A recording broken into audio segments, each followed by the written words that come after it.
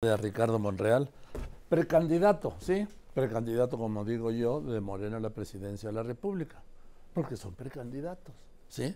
Ricardo, querido, ¿cómo estás? Joaquín, Me da mucho gusto estamos saludarte. muy bien, gracias a Dios. Buenas tardes. ¿Cómo Qué estás bueno que tú? viniste. Aquí estamos, puntuales a la cita, así lo habíamos acordado en días pasados y hoy lo cumplimos contigo. Sí, porque hoy Vengo. has presentado este libro, ¿sí? Sí, así es. Aquí está. Ricardo Monreal, una oportunidad real, editado por Porrúa, ¿sí? Aquí está. Sí, en efecto, hoy lo presenté. Es una parte biográfica y una parte de propuesta de lo que yo pienso que es el México que queremos.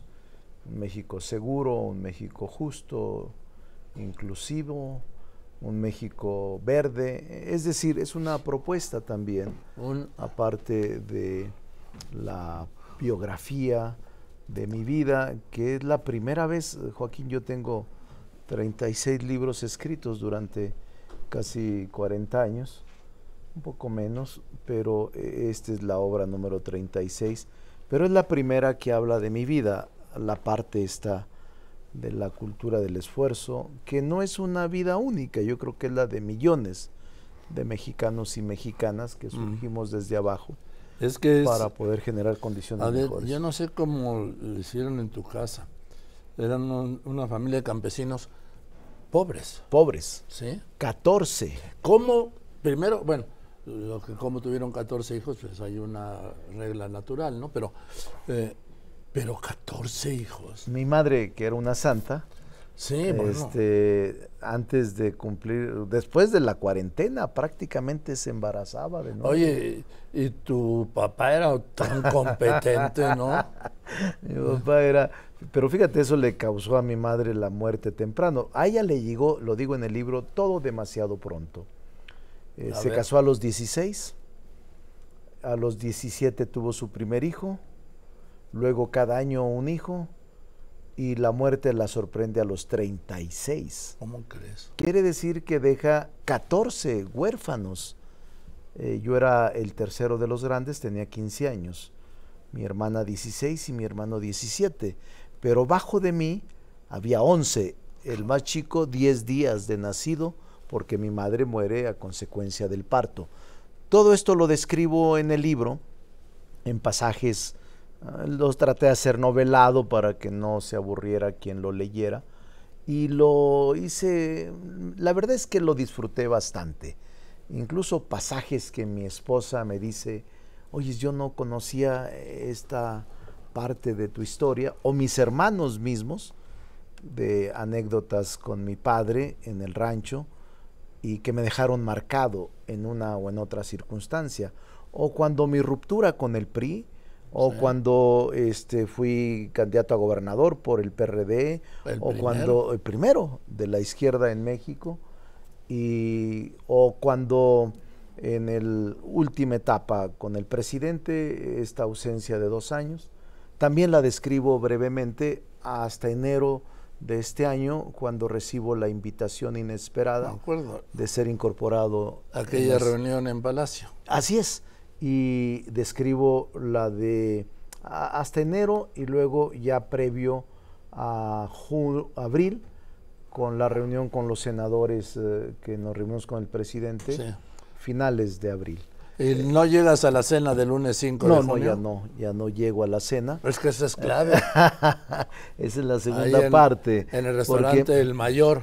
En el restaurante Mayor de la editorial Porrúa. Pero no, yo llego hasta esa parte de abril, porque el libro lo concluyo hacia finales de abril, precisamente. Bueno, pues hay que hacer mayo y junio, pero vale la pena. En una segunda edición. Puede ser. No. Esa escena es fundamental. Es clave. Y he escrito, pero no lo he detallado, porque tengo esa costumbre de escribir o de dictar. Entonces, es muy importante, porque además está fresco, tenemos la película y el antecedente muy fresco. Ese fue el lanzamiento de todo. Yo te diría que sí. Sí. Yo te diría que sí. Ese es el punto de partida de todo el proceso que para mí es mucho más importante el proceso interno que lleva a cabo Morena que la propia elección constitucional. No por la forma, no me refiero a eso, ni por sustituir el procedimiento de la elección, pero lo que suceda en el interior de Morena va a ser determinante para la sucesión presidencial. A ver, tú sabías, ¿a ti qué día te invitan? La cena fue un lunes por la noche, ¿te invitaron sábado, domingo? Mira, ¿qué día recuerdas? Yo recuerdo muy bien, déjame decirte, la elección fue el 4, lo recuerdo domingo muy bien. 4 elección, de junio. lunes 5 Nosotros la cena. el 5 la cena, menos de 24 horas Pues el domingo. de concluida la elección. El domingo concluye la elección. Sí. Y a las 8 de la noche nos reunimos, pero sí fuimos convocados desde el viernes, el pasado viernes. O sea, es decir, el viernes 2. Sin decirnos dónde ni cómo. Ni para qué. Ni para qué. Y al principio solo iban a ser los aspirantes. ¿Te dijeron Luego, que iban a ser los aspirantes? Nada más los aspirantes. Luego se agrega el partido y luego se agregan los gobernadores. Hasta ese momento, el lunes temprano, me doy cuenta porque alguien me dice de los gobernadores, nosotros también estamos convocados, pero hasta este momento no nos han dicho el lugar. Entonces el lugar se da a conocer hasta, no sé, el lunes temprano, lunes mediodía, pero ya estábamos todos convocados y preparados para reunirnos para esa gran concertación política interna. Lo que es fundamental, ese es el inicio de todo este proceso. ¿Por qué? Porque ahí fue donde el presidente llevó su carta. Sí. ¿Sí? Él se las leyó, como digo yo, le leyó carta y cartilla. Sí. ¿Sí? La verdad, esto sí, esto no. Mira, es lo que yo ahora afirmo. El presidente sí hizo con claridad su plan y con inteligencia e ingenio, para mí, muy inteligente, muy ingenioso, establecer un punto de partida hacia el proceso sucesorio en el que nadie se escapara, en el que nadie se fugara, en el que se evitara cualquier tipo de división, de ruptura, de deserción. De confrontación. De confrontación incluso. Y entonces, dentro de las cláusulas que se leen ahí, que lee él, que él lee, dentro de las cláusulas está, primero, no insultos, respeto a la encuesta o a las 5 encuestas que ahí se diseñó, y no debates. Ahí se dijo, Joaquín, y el presidente, de manera abierta, no es ninguna infidencia, habíamos 30, sí, dijo él, hay alguien que esté en contra de esta carta, nadie discutió. Pues entonces, nadie, porque el argumento de los no debates es la no confrontación y que no se generen dentro de Morena algún indicio de división, sí, o de insulto, alguna diferencia que nos pueda alejar de la unidad. Eso fue, o sea, yo asemejo este momento como somos del norte, una fiesta de gallos donde dicen cierren las puertas, señores. Y estas son las reglas. Y esas son las reglas. Y estos son los gallos. Y estos son los gallos y esa a navaja limpia. Sí. Es decir, o sin navaja, ¿no? O sin navaja, incluso. Yo sin lo veo filo, sin navaja. Sin navaja y sin filo. Sí. El puro espolón. Pero fíjate que yo percibí, y lo digo con toda seriedad, ese día fue una noche agradable. No fue ni tensa, ni de cuestionamiento, incluso de buen humor. Se respiraba un buen ambiente, habíamos ganado el Estado de México, Morena había perdido Coahuila, que se esperaba por la división que ahí se presentó, pero el Estado de México nos trajo, incluso ahí estaba también ella, la gobernadora electa, una noche antes. Entonces estábamos y yo percibí un ambiente de camaradería, de amistad sincera. No había alguna actitud de hostilidad, de agresión, de oye, no, yo no estoy de acuerdo, o sea, nada, Joaquín. Por eso ahora cuando se habla, ¿por qué no se dan debates? Pues porque se firmó que no hubiera debates. Sí, vamos, lo ideal partido siempre son los debates. Siempre. Y ahora, a mí no me preocuparía ir a debate, porque yo estoy acostumbrado al debate, no tengo ninguna dificultad, al contrario, a mí me beneficiaría que fuéramos al debate. Tuvimos debates en el 2012, ¿sí? Que éramos, ¿te Cada acuerdas semana. tú? Cada semana, que era Cada semana. sorprendente. Todavía están ahí las grabaciones que eran debates extraordinarios, cada 8 días contigo. Sí, cada miércoles. Cada miércoles los teníamos cada coordinador de campaña. Recuerdo, ¿quién era? Luis Videgaray del PRI, de Peña Nieto. Roberto Gil. Roberto Gil y yo. Y tú. Y yo éramos los tres. Y ahí sí era con navaja, ¿eh? Ahí sí eras Navaja con libre. navaja libre, ahí sí Sí. se podía todo. Sí. No había, y además yo digo que era bueno, era Y la luego gente lo también escuchaba. debatimos después de los dos debates de los candidatos. También, Uno en de, el ellos post. uno de ellos en Guadalajara. En el post debate En el también post-debate. volvimos a reunirnos, Sí. y eran muy interesantes.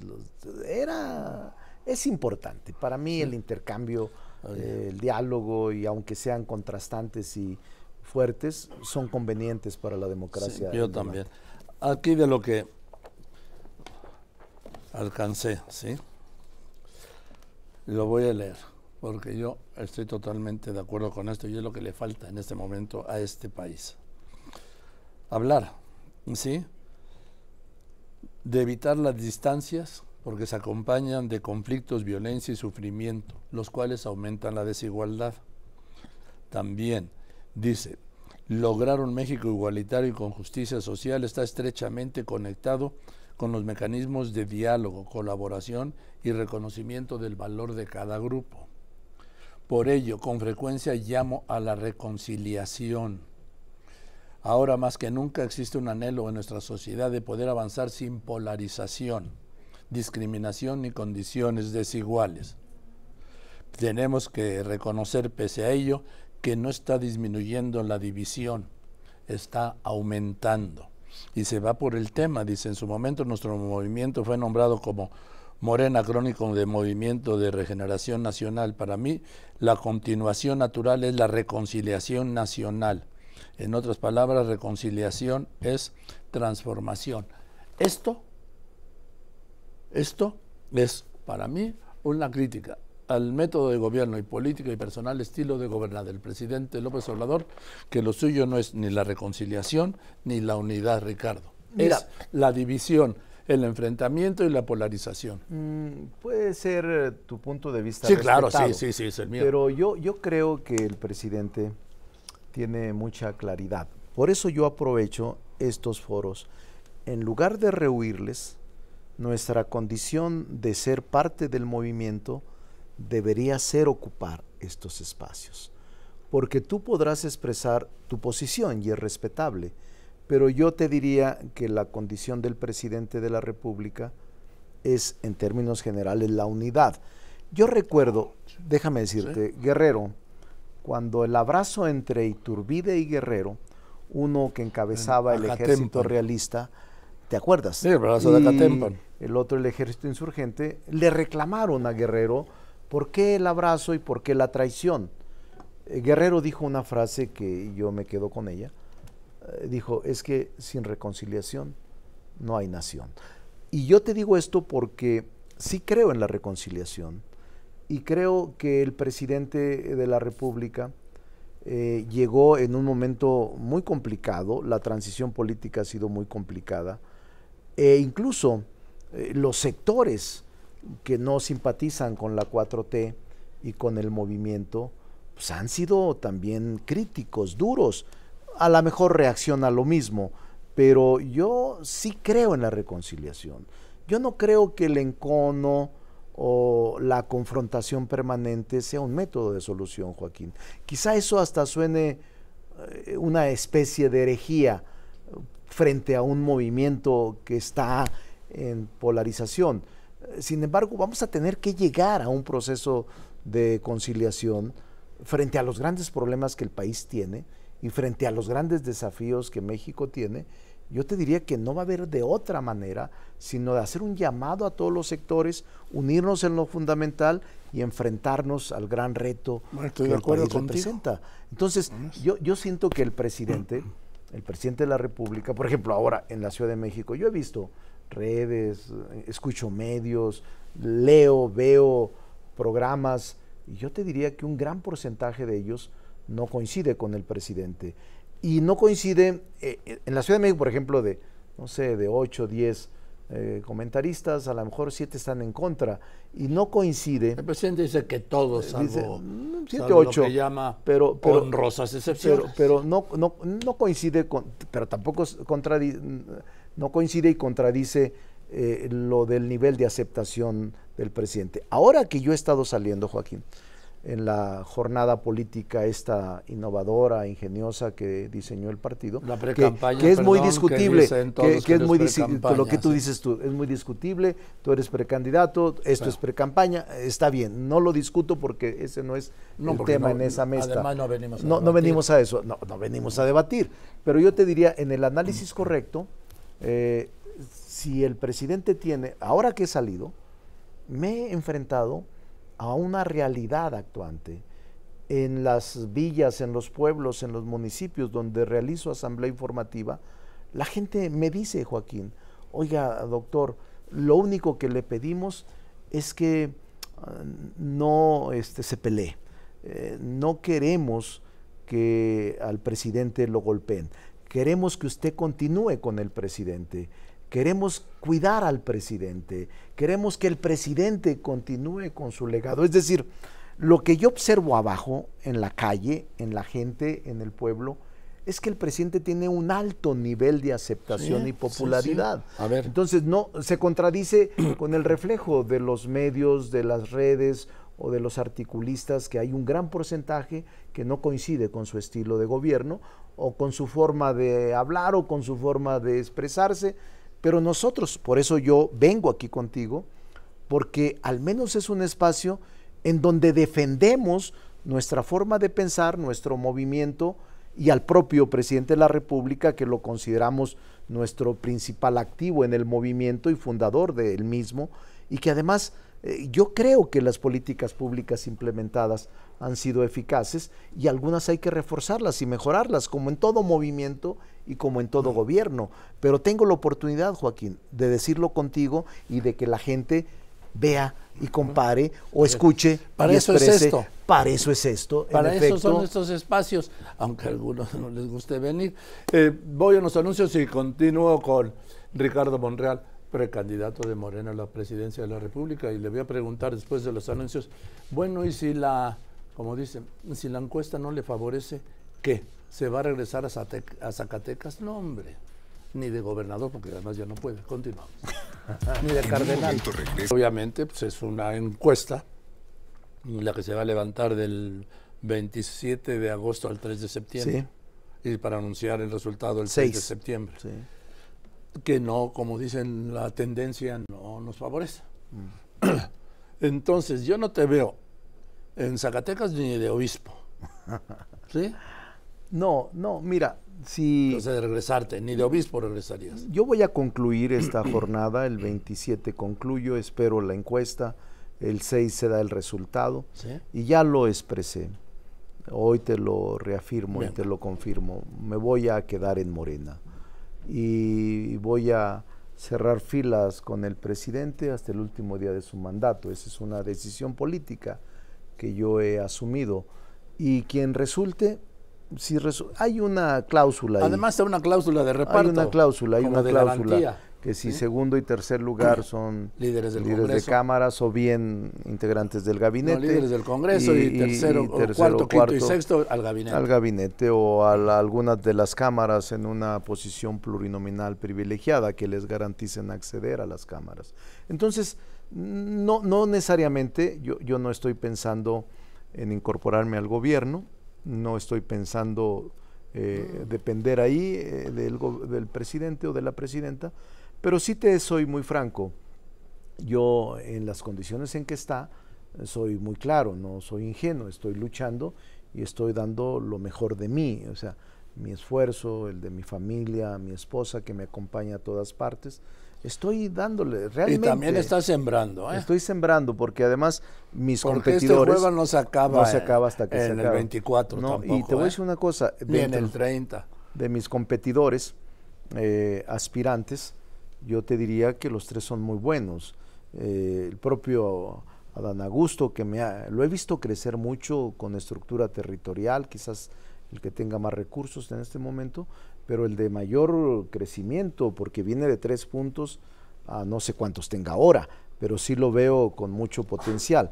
Luego, para mí, el canciller Marcelo o el ex canciller es una gente muy probada y muy capaz. Y para mí Claudia Sheinbaum fue muy buena gobernante, yo la respeto y la estimo, y son muy buenos los tres competidores que tengo, aunque desventaja porque el partido así lo permitió, yo no tengo visible publicidad, por eso aprovecho todos estos foros, Joaquín. El hecho de estar contigo es como si estuviera haciendo un meeting de miles de gentes que me escuchan. Más de miles. Miles o millones, pues, millones, no me refiero, no minimizo la audiencia, al contrario, creo que es una de las mayores audiencias y de las mayores redes que se han conformado en los últimos 10 años, que te sigue la gente y que te estima. Entonces, yo siento y percibo que a pesar de la desventaja y del piso no parejo, debo de continuar. Y voy a continuar, claro. Voy a continuar hasta el final, sí. Y voy a cumplir con mi propósito y con mi firma. Voy a honrar mi palabra de seguir en Morena, ayudar a Morena y cerrar filas con el presidente en Morena. Yo te veo en la boleta, si no es en la presidencial, en la de la Ciudad de México. Bueno, voy a agotar este proceso. Sí, claro. No quisiera entretenerme, distraerme, más bien distraerme. Yo me quiero concentrarme en este momento, me quedan 30 días. Lo que sí también te puedo decir, que voy a estar donde sea útil a Morena. Y si no le soy útil a Morena, me voy a ir a la universidad. Soy maestro de tiempo completo. Sí. A ver. Pero bueno. Pero sí, lo mío es la política, es el servicio público, además estoy en mi plena lucidez. ¿Pediste licencia como senador? Sí, ya no regreso al Senado, no regreso como coordinador porque Eduardo Ramírez, que es un muy buen senador de Chiapas, está haciendo bien las cosas. Sí, pero se quiere ir de gobernador de Chiapas. Va a ser gobernador, porque la gente lo quiere mucho. Y si se equivoca Morena, se va a meter en problemas. Para mí, Eduardo Ramírez es el mejor prospecto para el gobierno de Chiapas. Además, una gente sensible, inteligente, entonces maduro, va a ir. Pero hasta enero, ¿no? No sé cuándo, diciembre. Pues ya se quieren ir todos. El otro también muy bueno, Armenta de Puebla, que también yo creo que va a ser gobernador. Si se equivocan, también se pueden dar con la pared. Son los mejores. Eduardo y Armenta, el presidente de la Cámara y el líder que yo los estimo. Entonces ya no regresaría, al Senado. Pero podría regresar en una reelección. No lo sé. No podrías, digo. No, hipotéticamente sí. Sí, estoy hablando. Hipotéticamente sí. Porque es final, hipotéticamente sí, pero los a 6 aspirantes, como tú bien dices, aunque un lenguaje más de jugador, tienen reintegro. Sí, tienen reintegro y grandes, sí. En fin, Ricardo, gracias por venir. Gracias. Me voy a echar lo que ojalá me falta. Léelo y lo platicamos y ojalá la gente pueda leerlo. También lo pueden descargar gratuitamente en mis páginas, ¿sí? A ver, en www.Ricardo Monreal Ávila, que es mi página de internet, o en @RicardoMonreala, en Twitter y en Facebook, pueden descargarlo gratuitamente. Bueno, qué bueno. Gratuitamente, para comentarlo y discutirlo y que ustedes lo puedan cuestionar o me puedan hacer referencias sobre la propuesta que al final está. Gracias, Ricardo. Gracias, Joaquín. Un saludo y un abrazo a todo el auditorio. Vamos a unos anuncios y después de los anuncios voy a hablar con el presidente del Colegio de Anestesiólogos por este caso, también delirante, en donde en Baja California Sur han encarcelado a un anestesiólogo porque adquirió legalmente fentanilo. Y no saben estos ignorantes que el fentanilo es fundamental, esencial en todo lo que tiene que ver con la anestesia. Detienen a los médicos que lo compran legalmente y no a los delincuentes que lo consiguen y revenden ilegalmente. Así son estos días. Continuamos.